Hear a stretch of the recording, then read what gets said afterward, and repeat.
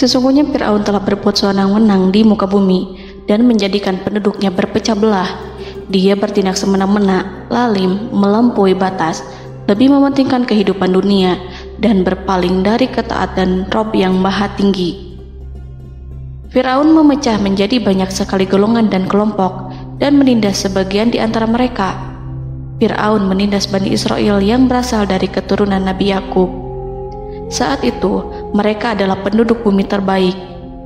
Mereka berada di bawah kuasa Raja Tiran yang zalim, yang memperbudak dan mempekerjakan mereka untuk pekerjaan-pekerjaan hina.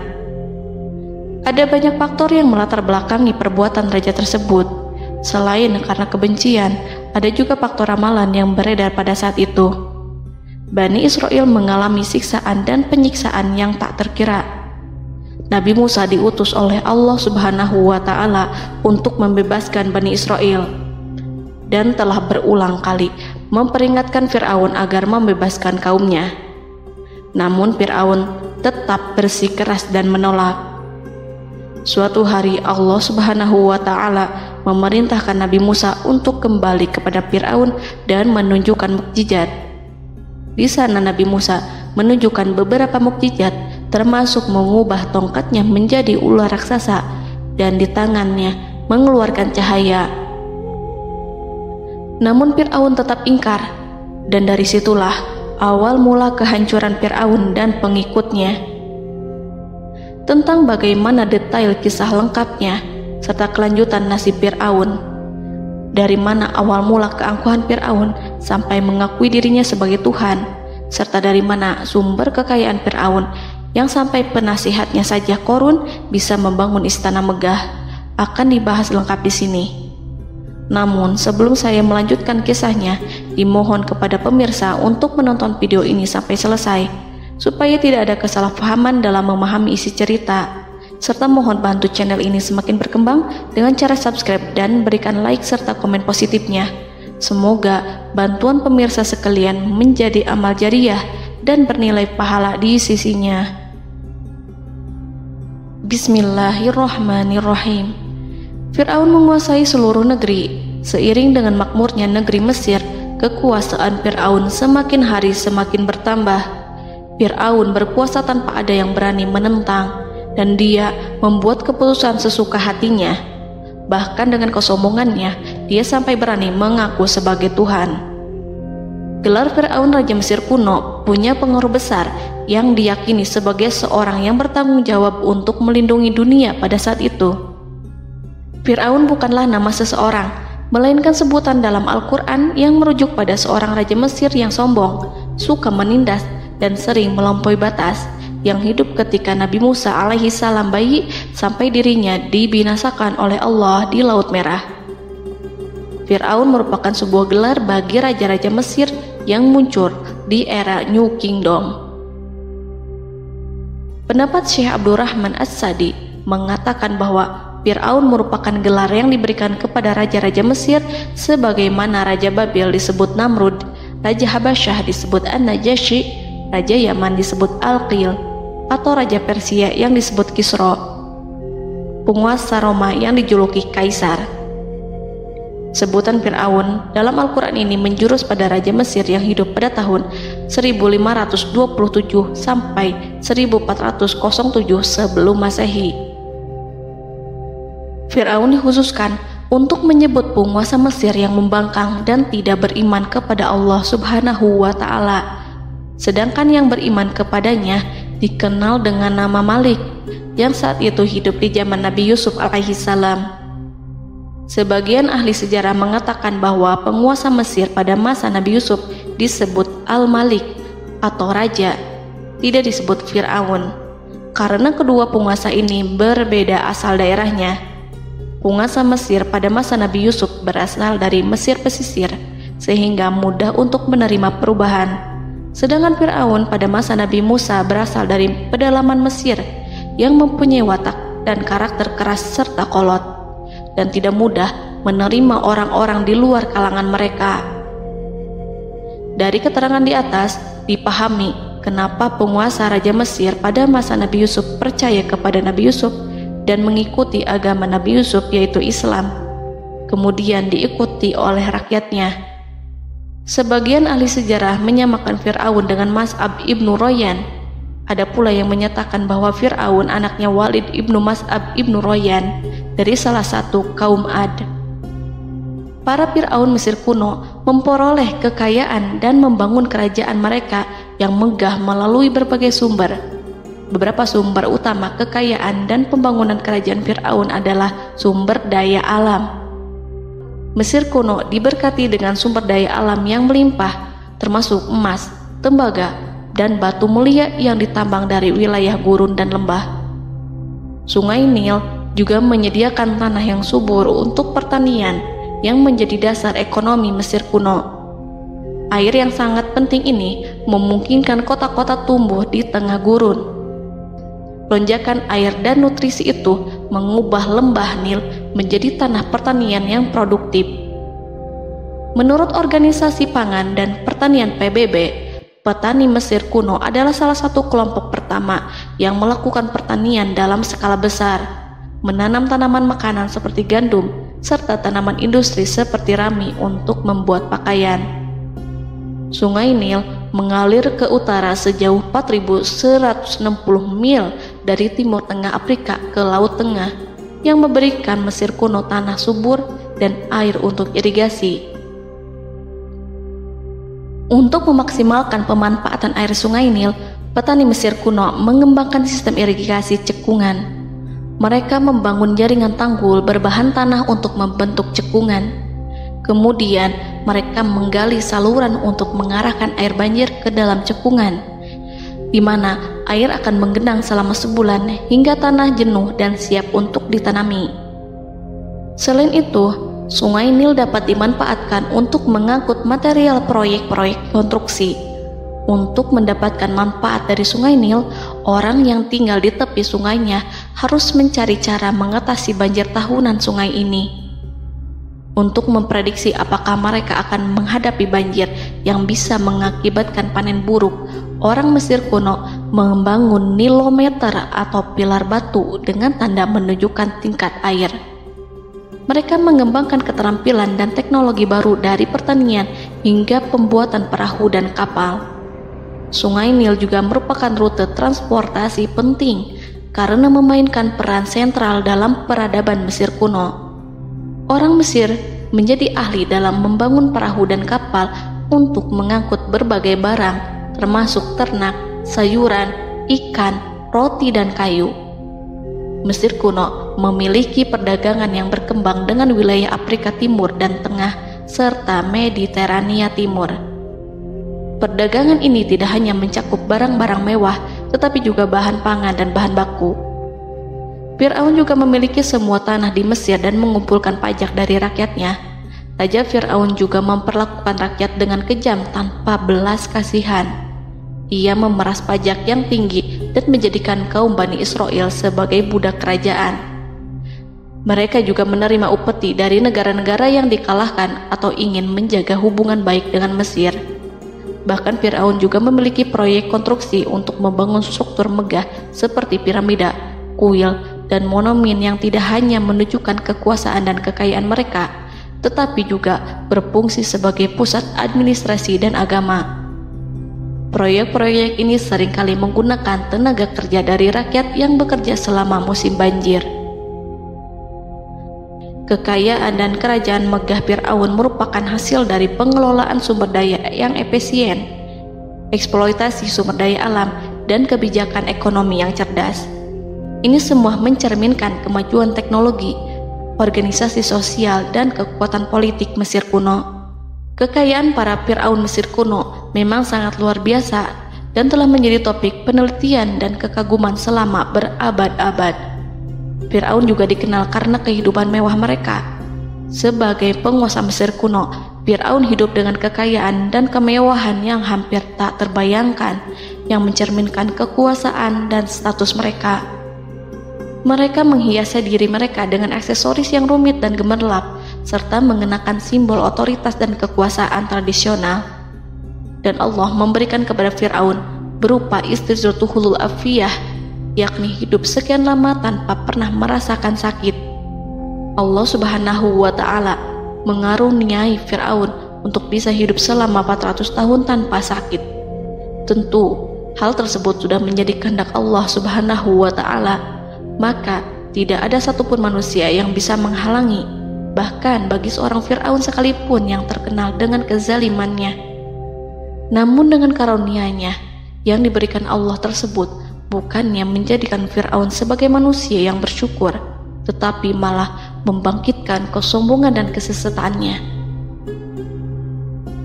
Dan puncak kesombongan Fir'aun juga dicatat Al-Quran sebagai penguasa tangan besi dan manusia yang pernah mengaku Tuhan. Aku adalah Tuhan kalian yang maha tinggi. Quran Surat An-Najiat ayat 24. Fir'aun hidup selama 446 tahun.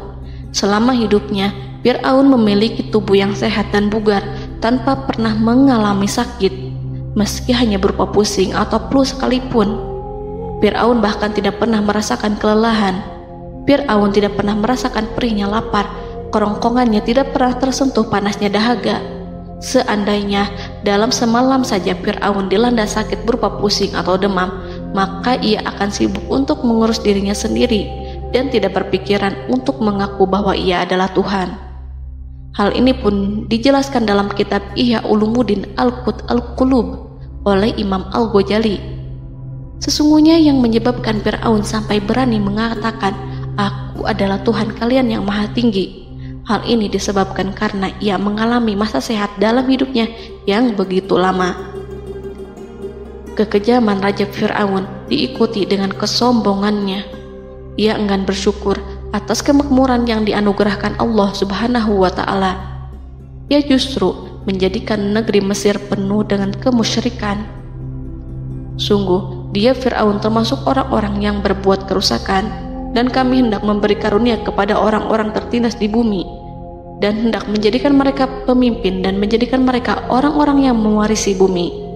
Dan kami teguhkan kedudukan mereka di bumi, dan kami perlihatkan kepada Fir'aun dan Haman bersama bala tentaranya apa yang selalu mereka takutkan dari mereka.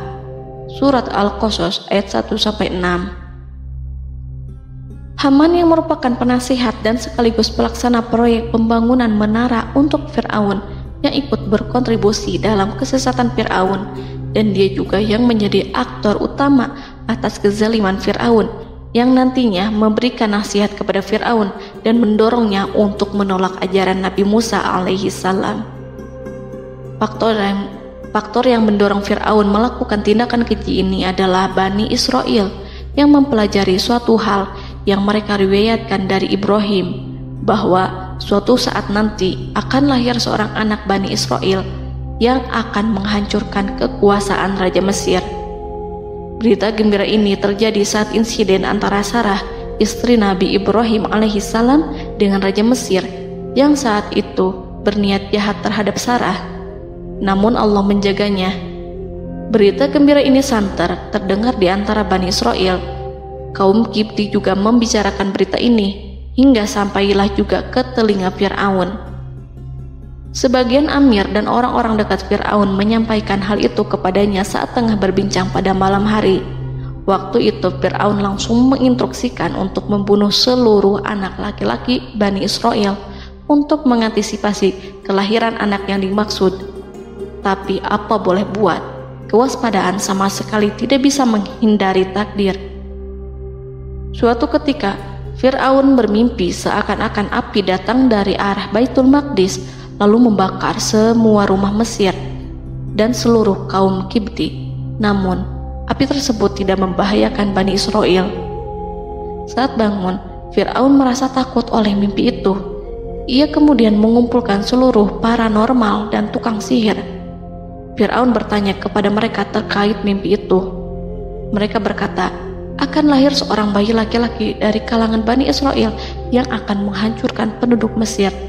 Sebab itulah Fir'aun memerintahkan untuk membunuh anak laki-laki dan membiarkan hidup anak perempuan. Fir'aun sangat mewaspadai agar Musa tidak lahir, hingga menunjuk sejumlah laki-laki dan dukun beranak berpatroli memeriksa para wanita hamil dan mendata waktu kelahiran mereka. Jika ada yang melahirkan anak laki-laki, si bayi langsung disembelih oleh para algojo seketika itu juga. Allah berfirman, kami mengilhamkan kepada ibu Musa, susuilah dia Musa, jika engkau khawatir atas keselamatannya, hanyutkanlah dia ke sungai Nil dalam sebuah peti yang mengapung. Janganlah engkau takut dan janganlah pula bersedih. Sesungguhnya kami pastikan mengembalikan kepadamu dan menjadikan sebagai salah seorang rasul. Surat Al-Qasas ayat 7.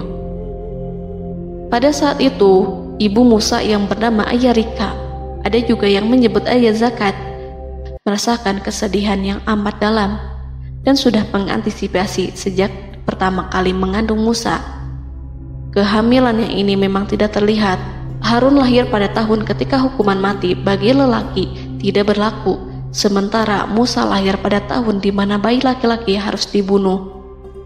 Saat melahirkan, ibunya mendapat ilham agar Musa kecil diletakkan di dalam peti yang diikat dengan tali. Rumahnya tepat di hulu sungai Nil. Ia menyusui Musa, kemudian ketika khawatir pada seseorang, ia meletakkan Musa di peti itu, lalu dilepaskannya ke lautan, sementara talinya tetap dipegang. Setelah semua orang pergi, ia tarik kembali peti itu. Namun suatu hari, ibu Musa melepaskan peti itu, tetapi dia lupa tidak mengikatnya dengan tali, sehingga peti berisi Musa kecil itu hanyut bersama aliran sungai Nil hingga melintas tepat di depan istana Fir'aun. Selir-selir Fir'aun itu memungut peti dalam kondisi tertutup rapat. Mereka tidak berani membukanya. Peti itu kemudian diletakkan di depan istri Fir'aun, Asiyah binti Muzahim. Ada pendapat yang mengatakan bahwa Asiyah berasal dari Bani Israel dari keturunan Musa. Saat membuka penutup peti dan menyingkap tirai penutupnya, Asiyah melihat wajah Musa kecil memancarkan sinar-sinar nubuah kemuliaan. Begitu melihatnya, Asiyah langsung jatuh hati dan sangat mencintainya. Saat Fir'aun tiba, ia berseru, "Apa ini?" Kemudian ia memerintahkan untuk menyembelihnya, tetapi sang istri meminta agar bayi tersebut diberikan kepadanya. Sang istri berkata, "Dia adalah penyejuk mata hati bagiku dan bagimu." Fir'aun menimpali, "Iya, bagimu, tapi bagiku tidak. Aku tidak memerlukan bayi itu." Petaka memang selaras dengan tutur kata. Kata-kata istri Fir'aun, mudah-mudahan dia bermanfaat kepada kita. Allah memberikan manfaat yang ia harapkan.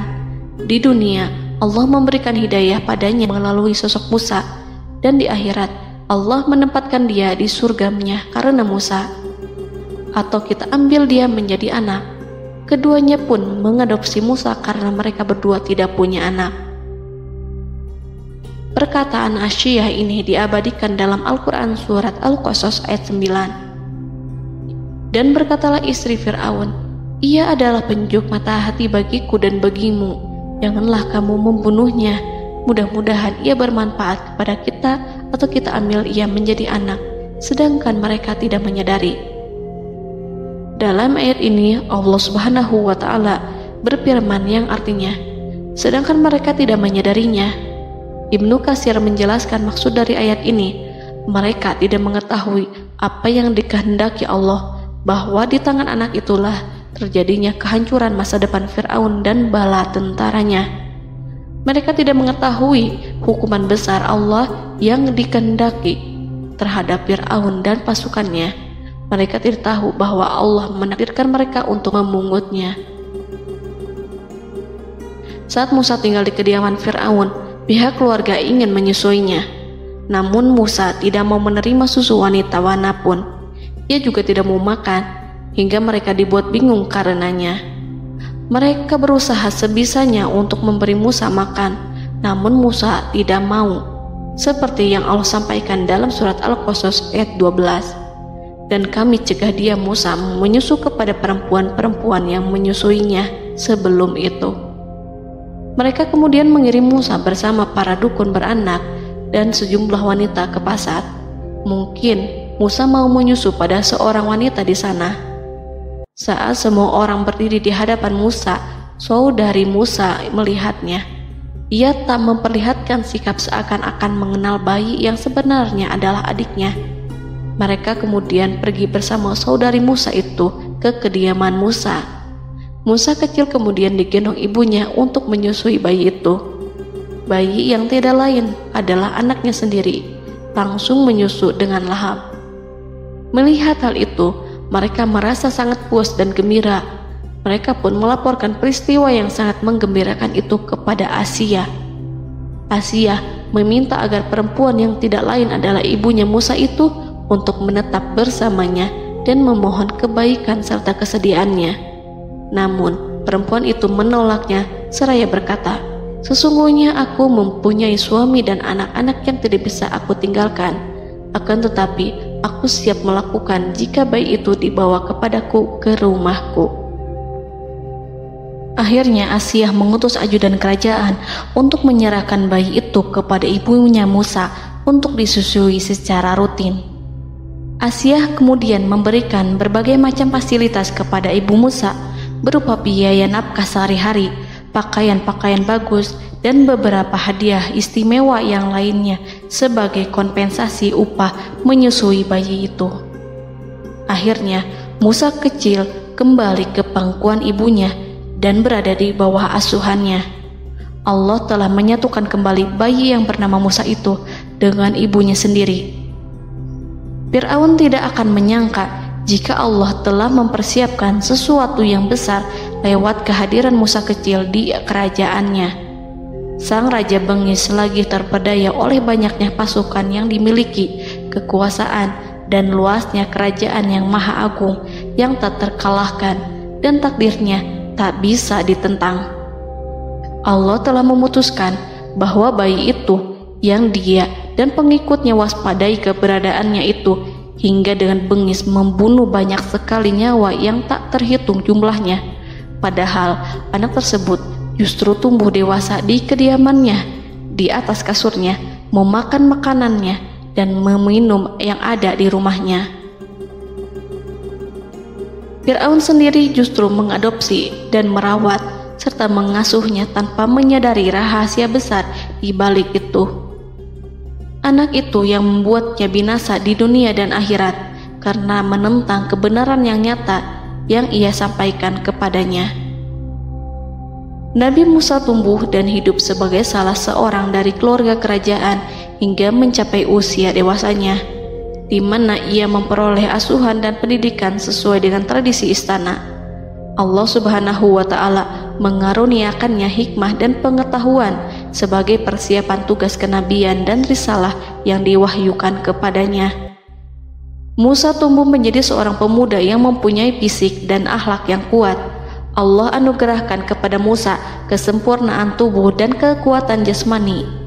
Musa juga menyadari bahwa dia hanyalah anak angkat, tidak setetes pun darah Fir'aun mengalir padanya, dan bahwa ia keturunan Bani Israel yang ditindas dan diperlakukan sewenang-wenang oleh Fir'aun dan kaumnya.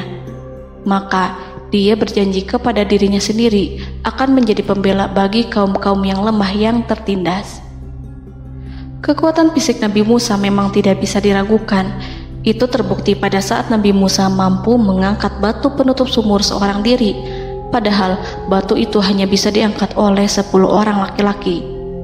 Peristiwa kedua saat perkelahian antara Bani Israel dan orang Kipti atau kaumnya Fir'aun, suku asli Mesir.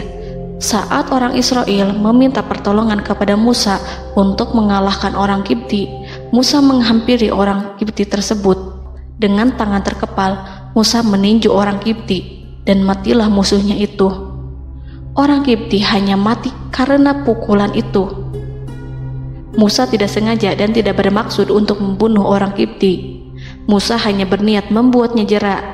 Dan karena peristiwa itulah Nabi Musa pergi meninggalkan Mesir karena Musa takut terhadap Fir'aun dan tentaranya yang akan membunuhnya. Karena jika mereka tahu bahwa Musa membunuh orang Kipti demi membela salah seorang Bani Israel, akan membuat Fir'aun dan pengikutnya mencurigai bahwa Musa memang berasal dari Bani Israel, dan pada akhirnya akan memicu sebuah permasalahan besar. Dan pada waktu yang sudah ditentukan oleh Allah, sekitar 10 tahun Nabi Musa meninggalkan Mesir. Pada akhirnya Allah mengamanahkan dia sebagai seorang rasul. Allah anugerahkan kepadanya hikmah kenabian dan pengetahuan di usia 40 tahun. Allah perintahkan Musa kembali ke Mesir untuk menghadapi Fir'aun dan mengajak dia mengakui Tuhan semesta alam. Tugas ini penuh dengan bahaya, mungkin bisa membuat Musa kehilangan nyawa, tetapi menuruti perintah Allah itu mutlak baginya. Ditemani oleh saudaranya Harun untuk membantunya membenarkan perkataannya. Lidah Musa cedal karena bara api yang pernah diletakkan di lidahnya saat Fir'aun hendak menguji akalnya setelah menarik jingat Fir'aun hingga berdarah. Fir'aun bermaksud untuk membunuhnya. Asyah mengkhawatirkan Musa lalu berkata, dia masih kecil. Fir'aun kemudian menguji Musa dengan meletakkan buah dan bara api di hadapannya. Musa kecil hendak bermaksud meraih buah-buahan, tetapi tangannya dialihkan oleh malaikat. Lalu Musa mengambil bara api dan ia letakkan di lidahnya. Lidahnya cedal karena bara api ini.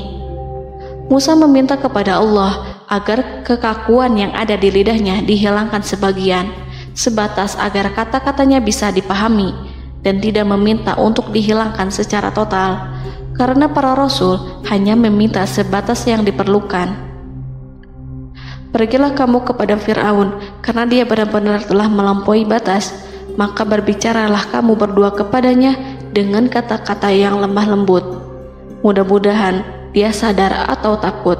Quran Surat Toha ayat 42-43. Ini merupakan sifat santun dan kasih sayang serta rahmat Allah terhadap makhluknya, meski Allah mengetahui kekafiran dan kesewenang-wenangan dan kesombongan Fir'aun.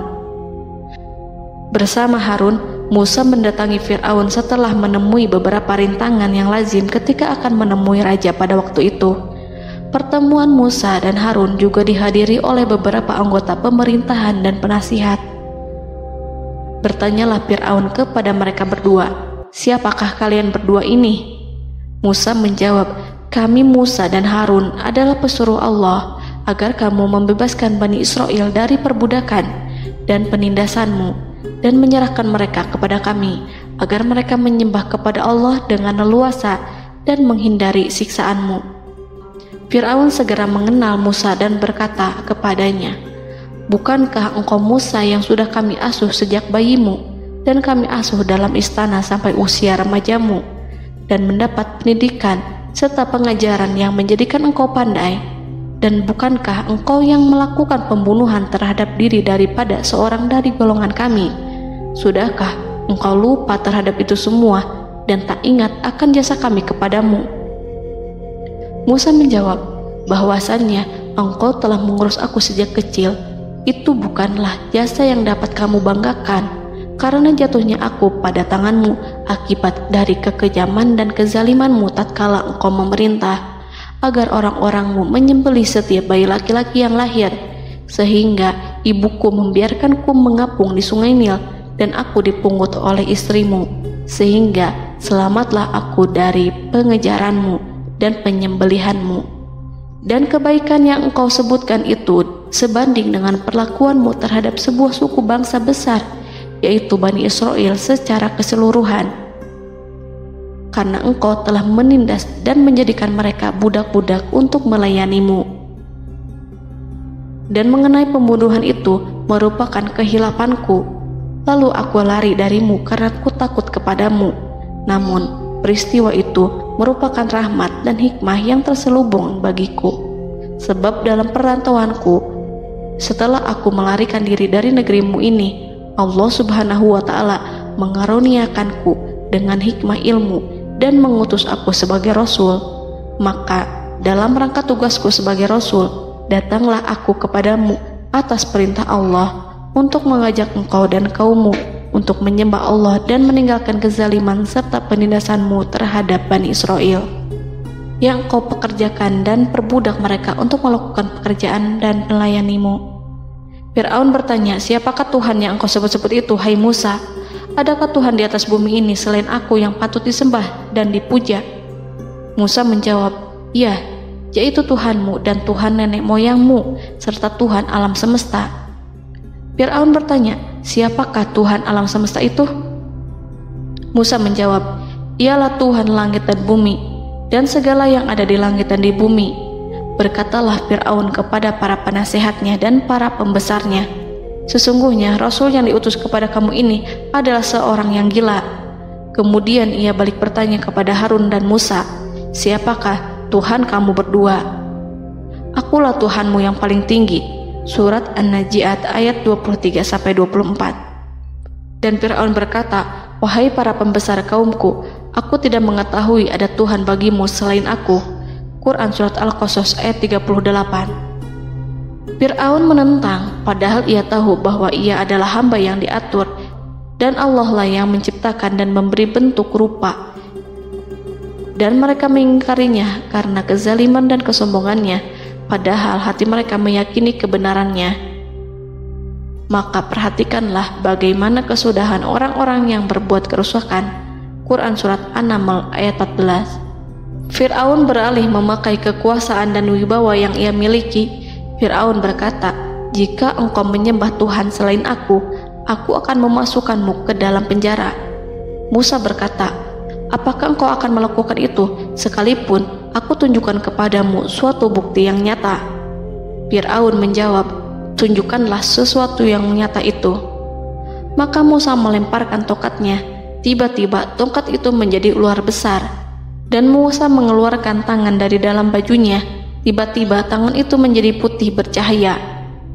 Saking ketakutannya hingga membuat Fir'aun terkena diare.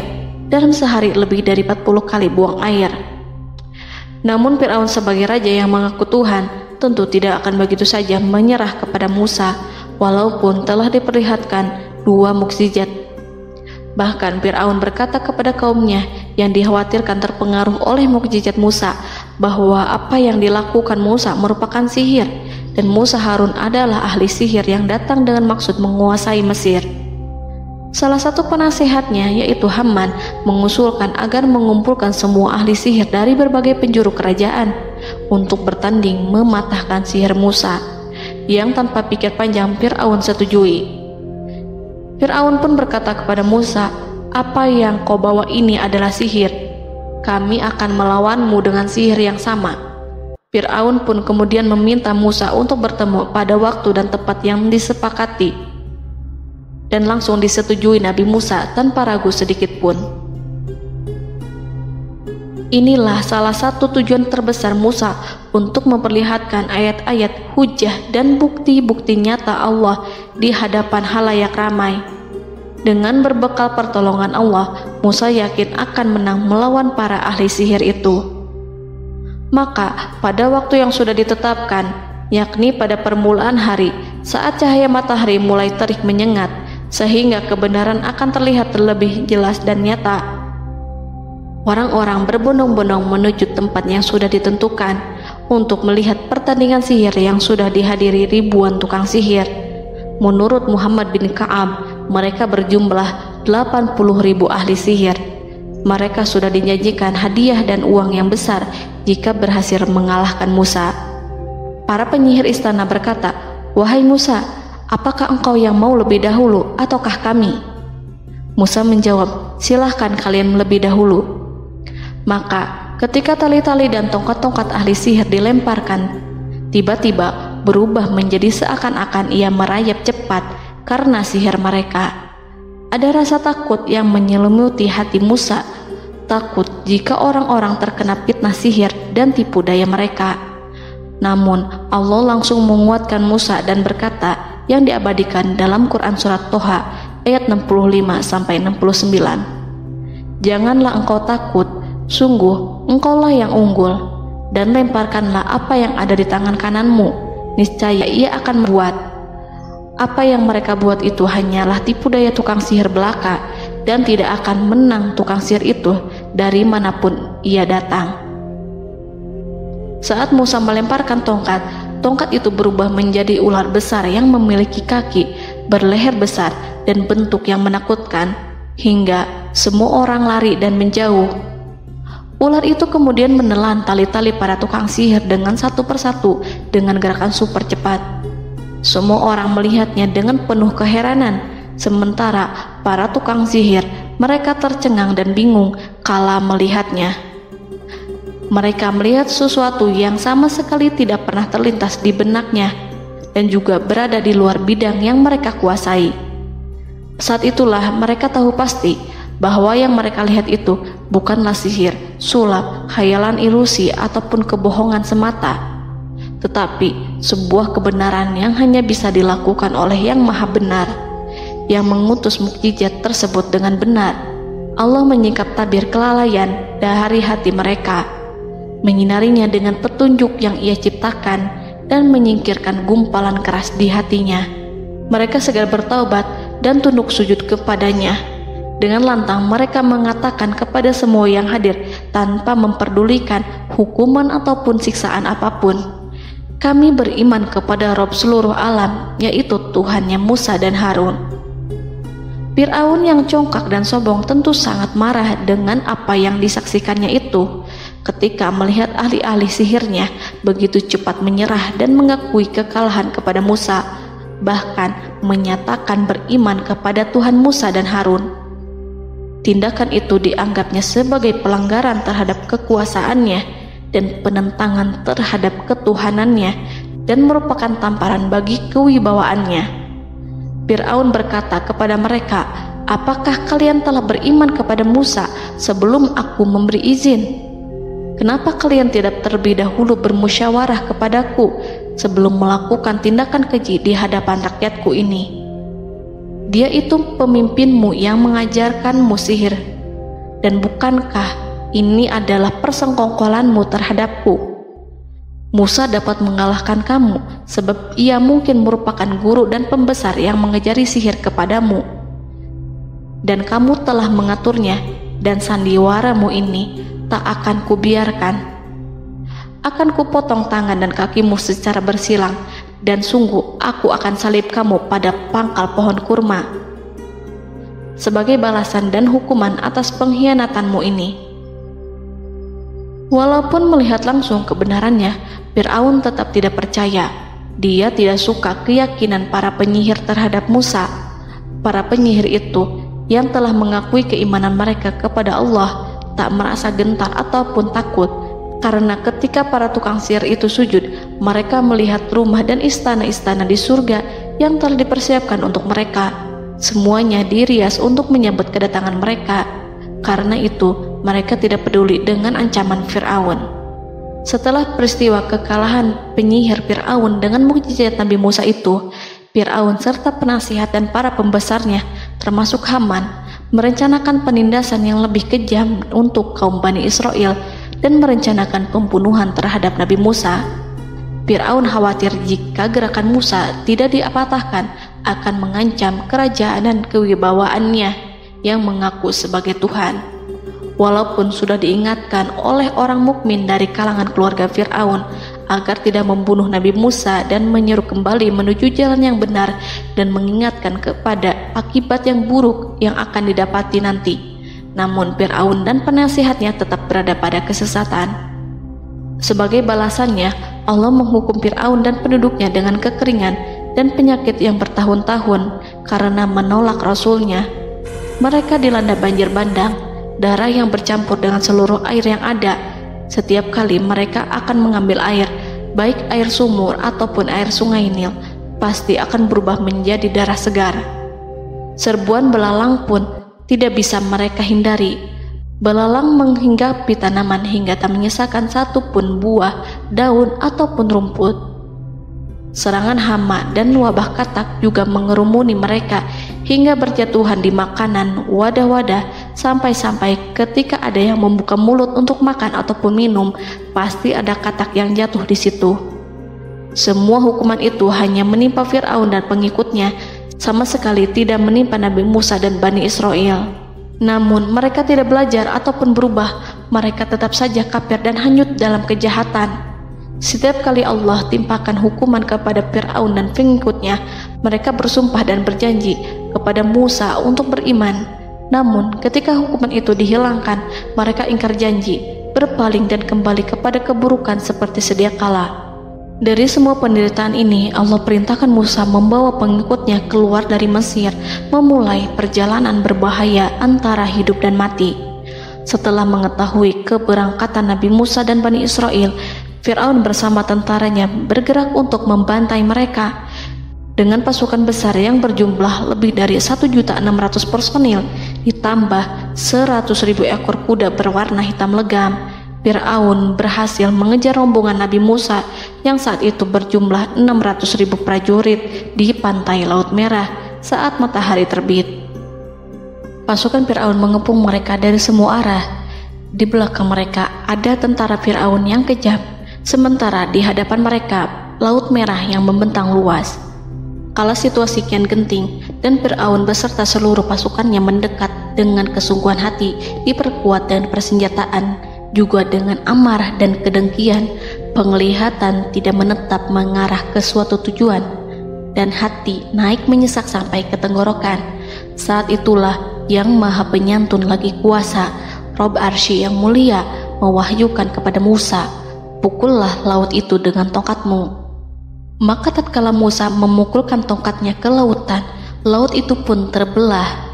Air lautan berdiri tegak laksana gunung yang terbelah oleh kuasa yang maha agung, yang bersumber dari zat yang mengatakan kepada sesuatu, "Jadilah," maka jadilah sesuatu itu.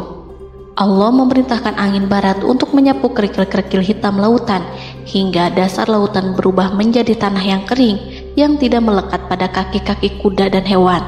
Allah memerintahkan Musa untuk melintas bersama kaumnya. Mereka segera turun melintas dengan senang.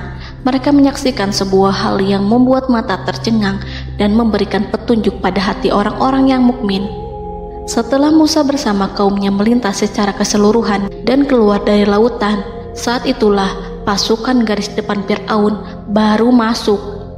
Saat itu Musa bermaksud memukulkan tongkat ke lautan agar kondisi laut kembali seperti sedia kala, agar Fir'aun dan pasukannya tidak bisa mengejar. Tapi Allah yang Maha Kuasa dan pemilik keluhuran memerintahkan agar lautan tetap dibiarkan seperti itu, seperti yang ia firmankan. Saat Musa membiarkan lautan dalam kondisi terbelah dan Fir'aun tiba di tepi pantai, ia melihat sesuatu yang dahsyat. Kondisi ini membuatnya tercengang, dan ia tahu betul bahwa apa yang dilihatnya adalah pekerjaan Rob Arsy yang mulia, seperti halnya mukjizat lain yang pernah ia lihat sebelumnya. Fir'aun berhenti dan tidak maju. Ia menyesal karena mengejar Bani Israel dalam situasi seperti ini, di saat penyesalan tiada lagi membawa guna.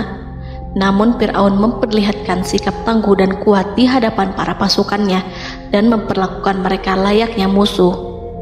Jiwa kafir dan watak Fir'aun mendorong dirinya mengatakan kepada kaum yang ia perdaya hingga patuh dan mengikuti kebatilannya, "Lihatlah bagaimana lautan ini terbelah agar aku bisa mengejar budak-budakku yang melarikan diri dari kekuasaanku, menyimpang dari ketaatanku, dan meninggalkan negeriku." Fir'aun bersembunyi di barisan belakang dengan harapan ia bisa selamat, tapi mustahil ia bisa selamat. Fir'aun terlihat maju mundur. Dan pada kesempatan itu, Jibril menampakkan diri dalam wujud seorang penunggang kuda perawan, lalu melintas di hadapan kuda jantan yang ditunggangi oleh Fir'aun. Kuda yang ditunggangi Fir'aun meringik menghampiri kuda yang ditunggangi Jibril. Fir'aun kemudian masuk ke dalam lautan hingga mendahului kuda dengan tangkas dan cepat. Fir'aun tidak menghindari mara bahaya dari dirinya ataupun mendatangkan manfaat. Mereka segera menyusul hingga semuanya berada di lautan. Setelah bagian depan hendak mencapai tepi, Allah memerintahkan Musa melalui wahyu untuk memukul lautan dengan tongkat. Musa memukul lautan dengan tongkat. Lautan kembali menyatu seperti sedia kala dan menenggelamkan mereka semua. Tak seorang pun yang selamat. Allah menggambarkan tentang bagaimana Fir'aun didengkot orang-orang kafir Kipti tenggelam. Gelombang besar sesekali turun dan sesekali naik membawa Fir'aun. Bani Israel melihatnya dan juga pasukannya, seperti apa siksa dan petaka besar yang Allah timpakan kepadanya dan juga pasukannya, agar Bani Israel senang dan lega. Saat Fir'aun menyaksikan kematian dan mulai sakarat, ia kembali kepada jalan kebenaran dan bertaubat, serta beriman pada saat keimanan tiada lagi membawa guna. Seperti yang Allah sampaikan dalam ayat yang lain, sesungguhnya orang-orang yang dipastikan mendapat ketetapan Rabb-Mu tidaklah akan beriman meskipun mereka mendapat tanda-tanda kebesaran Allah hingga mereka menyaksikan azab yang pedih. Quran Surat Yunus ayat 96-97. Seperti itulah Musa mendoakan keburukan pada Fir'aun dan golongannya agar harta benda mereka dibinasakan, hati mereka diikat sehingga mereka tidak akan beriman hingga melihat siksaan yang pedih, yaitu ketika keimanan tidak ada lagi membawa guna bagi mereka, sekaligus sebagai penyesalan bagi mereka. Allah berfirman kepada Musa dan Harun saat keduanya mengucapkan doa tersebut, sungguh telah diperkenankan permohonan kamu berdua. Quran Surat Yunus ayat 89. Siksaan yang ditimpakan kepada Fir'aun dan pasukannya ini merupakan jawaban atas doa Musa dan saudaranya Harun. Dalam hadis riwayat Imam Ahmad, Rasulullah Shallallahu Alaihi Wasallam bersabda, saat Fir'aun berkata, aku percaya bahwa tidak ada Tuhan melainkan Rabb yang dipercaya Bani Israel, Jibril berkata kepadaku, wahai Muhammad, andai kau melihatku saat mengambil pasir lautan, lalu aku sumpalkan ke mulutnya karena khawatir jika rahmat menghampirinya. Ibnu Abbas dan lainnya mengatakan, sebagian Bani Israel meragukan kematian Fir'aun, bahkan ada yang menyatakan bahwa Fir'aun tidak mati. Allah kemudian memerintahkan lautan untuk mengapungkan jasad Fir'aun. Maka pada hari ini kami selamatkan jasadmu, yaitu dengan mengenakan baju perang yang dengannya kau dikenali, agar engkau dapat menjadi pelajaran bagi orang-orang yang datang setelahmu, yaitu agar kau menjadi bukti bagi Bani Israel atas kekuasaan Allah yang membinasakan Fir'aun. Karena itu, sebagian salaf membaca, kemungkinan yang dimaksud adalah kami menyelamatkan jasadmu beserta baju perangmu agar kau menjadi pelajaran bagi orang-orang setelahmu dari kalangan Bani Israel, dan mereka tahu bahwa kau telah binasa. Wallahu a'lam.